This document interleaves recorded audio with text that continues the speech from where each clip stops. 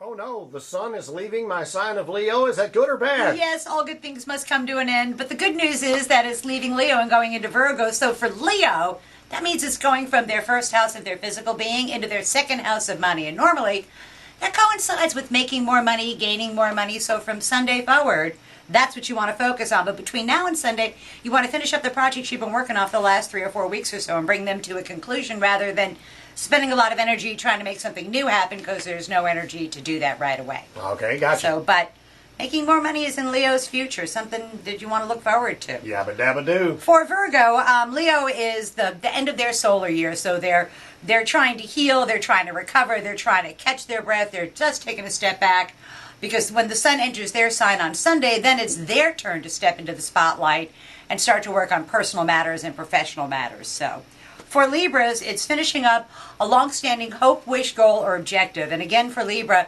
it's going to take the help of their well-placed male friends to make that happen for them, rather than them doing it on their own. They'll get their best result done by working with a group. For Scorpio, it's in their 10th house of career and public standing. They have another week or so to go ahead and impress the bosses or the powers that be, letting them know that the Scorpio knows what it is that they're doing, that they're confident in their job, and they will find out just the result of that by the end of this week. For Sagittarians, it's in their 9th house of the law, legal matters, travel. I think Sagittarians have been on vacation. They've been just hanging out, having a fairly good time, really dealing with nothing important, because there will be plenty of time to come back and work on their profession when they get back after the sun goes into Virgo, so they should enjoy their vacationing and their travels. For Capricorn, it's in the 8th house of other people's money, and Capricorns are trying very hard to maximize an existing resource rather than looking for a new resource. And they need to finish up projects that they've kind of been dragging for the last 3 or 4 weeks. The money will be there to do it. They just need to go ahead and bite the bullet and go ahead and do it. For Aquarians, it is in their 7th house of partners, and for the last 3 weeks, Aquarians have been hearing nothing but what their partner wants and what their partner needs, and Aquarians need to just go ahead and give it to them, because they're not going to shut up until they get it, so give it to them. Say yes, dear.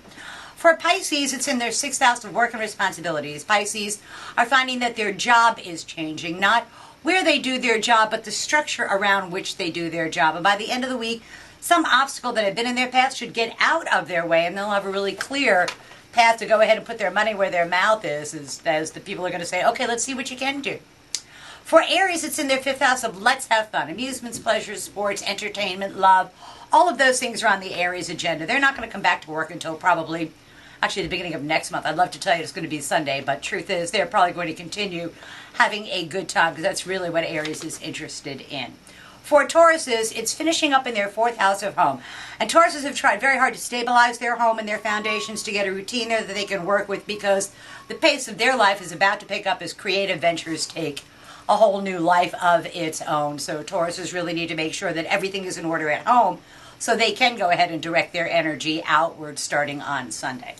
For Geminis, it's in their 3rd house of day-to-day living. The pace of their life has picked up dramatically. They've had places to go, people to see, things to do, negotiations, and they've done a lot of the reaching out to other people, and it's going to be time for them at the end of this week to finish all of that, take a step back, and just collapse in a heap on a beach somewhere and just enjoy a well-deserved vacation. And then for the last sign, for Cancers, it is in their 2nd house of money. They're finishing up organizing their money. They made a bunch of money in the last year. They've done very well financially.